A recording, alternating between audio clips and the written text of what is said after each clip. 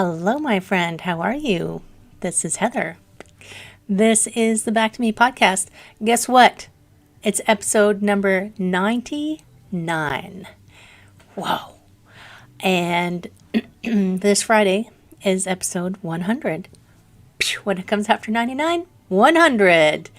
And I'm pretty excited, I have to say. I mean, that's 100, episode 100 of this version of me trying to share things that I think about and things that I think are important, and more importantly, things that I think will be helpful to you, because it wouldn't be much use for me to come on here all the time and not give you anything that I think might be helpful for you. So, episode 99, here we are. And I have a whole bunch of things to tell you today. So it's a normal day, isn't it? I have lots of ideas and they're all coming into my head all at once. But today's episode is about talking about transitions. And this came to me for a lot of reasons. So I haven't said anything up to now for a few reasons because I hadn't told anyone else. But for the past little over 14 years, I have been a registered massage therapist where I am. And I came into massage therapy and I think I spoke about this in my Welcome to Season 2 episode. And I was talking about how I wanted to help people and help people be healthier. And massage was one way to do it. Teaching yoga is one way to do it. Being a personal trainer is one way to do it. And all of those were the physical wealth. But I will tell you that being a massage therapist is a physical job. And I've been doing it for a little over 14 years. And it's been awesome. And I have amazing clients. And they're super.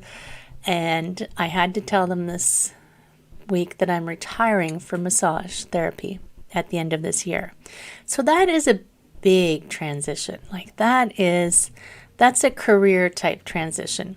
And it's funny because I've done these before. I've done career transition before. You know, I used to be an accountant. I was a senior director of finance. And then I decided to stop.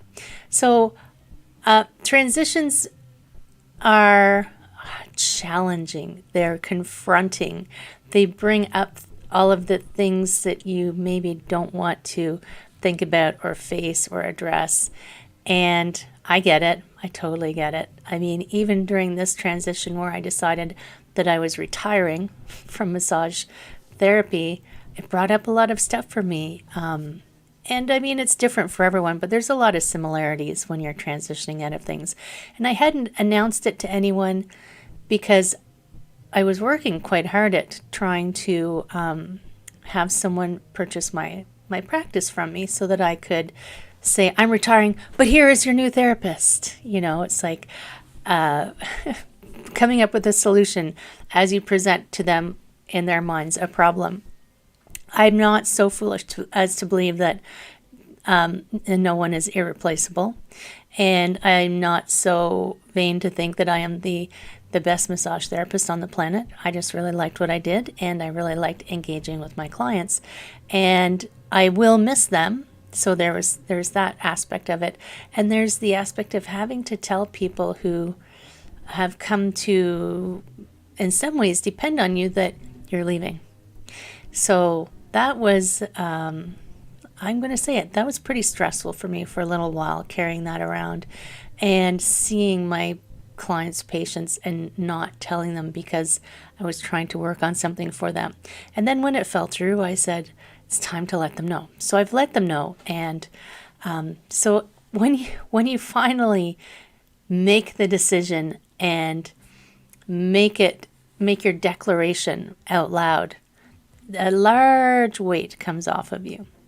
And this happened when I left the corporate world. Feeling unhappy. And when I finally made the decision, I lost so much weight. Why was I carrying so much stuff around? I don't know. Seemed like you don't notice when you put a little brick at a time on, right? It's like that slow increase you don't notice until one day you think, oh, I'm so heavy. Why is this burden so much? Why don't I just put it down? So I did make that decision, and I have now declared it out loud to everyone who needs to know. And I'm transitioning again into the next thing. And people say, you're retiring. Oh my God, you can't retire.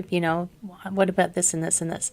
And there will be people who are super excited when you decide to change something. Anything that you decide that you want in your life is on the other side of change. Because I've heard this quote a lot the last week or two, so it must be a message from the universe. You can't get something new if you keep doing the same thing you've always done. Or its definition of insanity is doing what you've always done and expecting something different. So the only way to get something different in your life that you want is through change.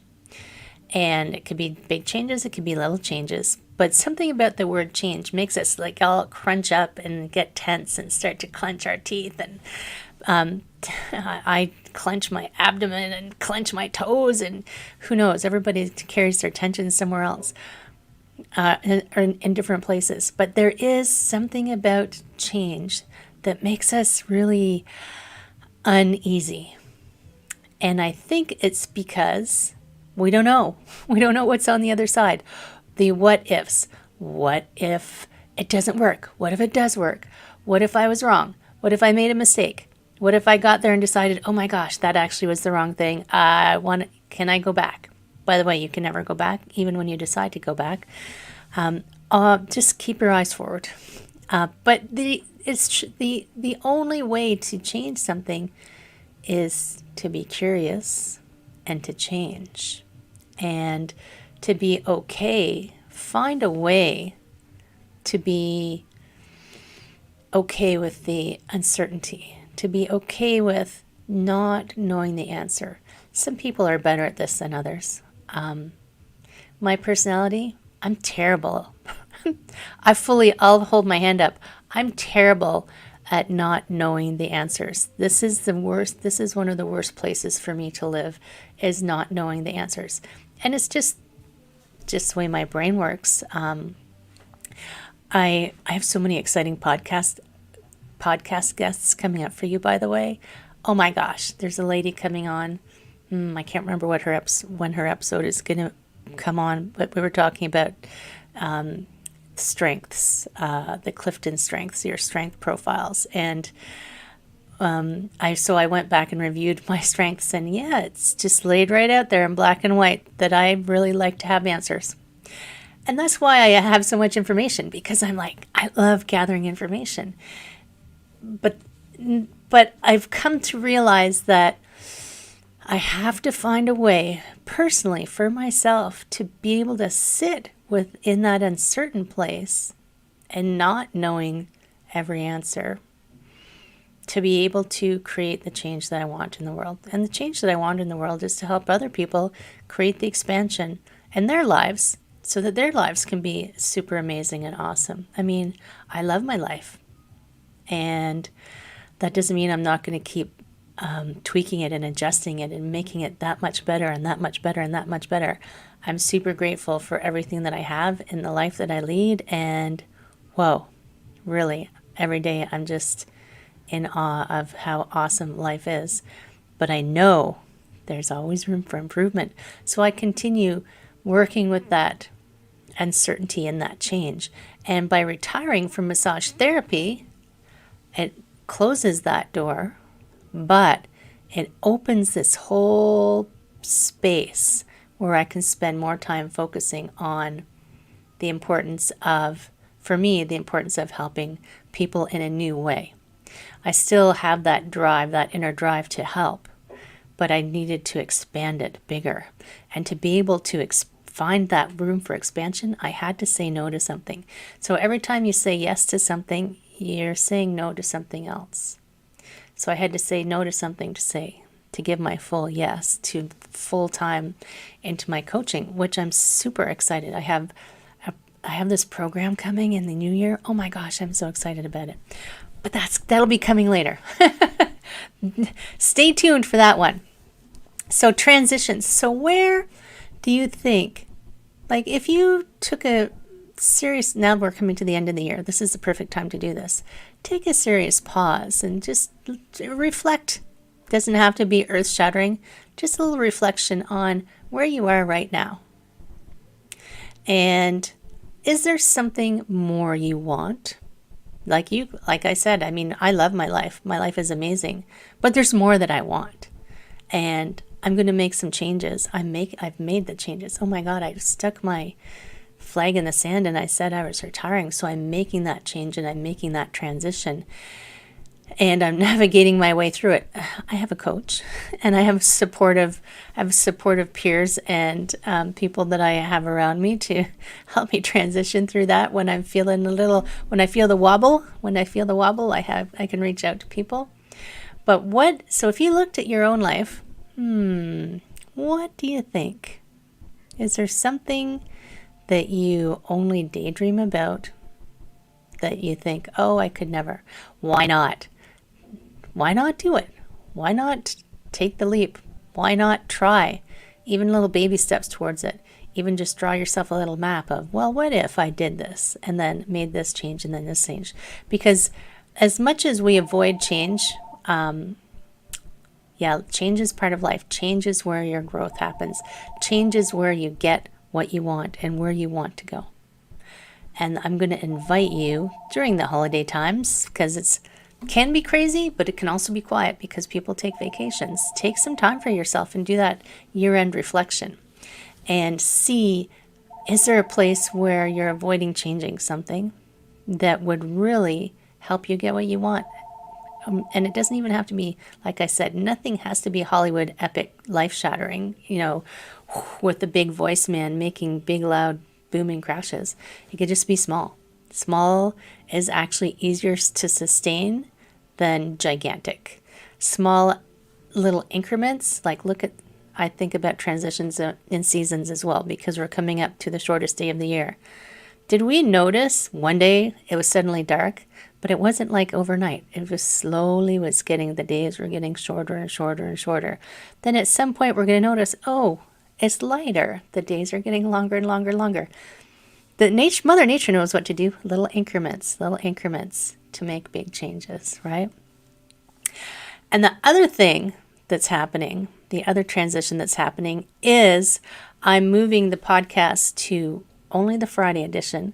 I mean, it doesn't mean I won't pop on every now and then on a Wednesday and give you my thoughts, but as a going forward, so I can concentrate some more of my time, I have to say no to something.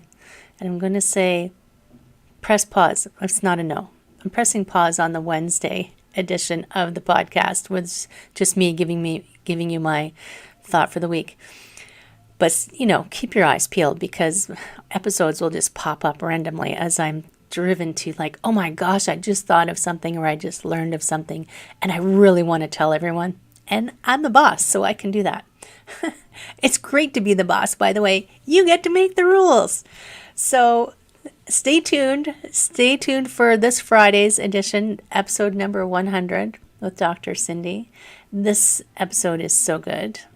We're talking about transitions. We're talking about changes and the challenges of changes. Interestingly, how'd that happen? And while you're waiting for that episode, why not take a moment? Just take a moment for yourself and think about and if you don't even have to think very far out, for 2023, what do you want?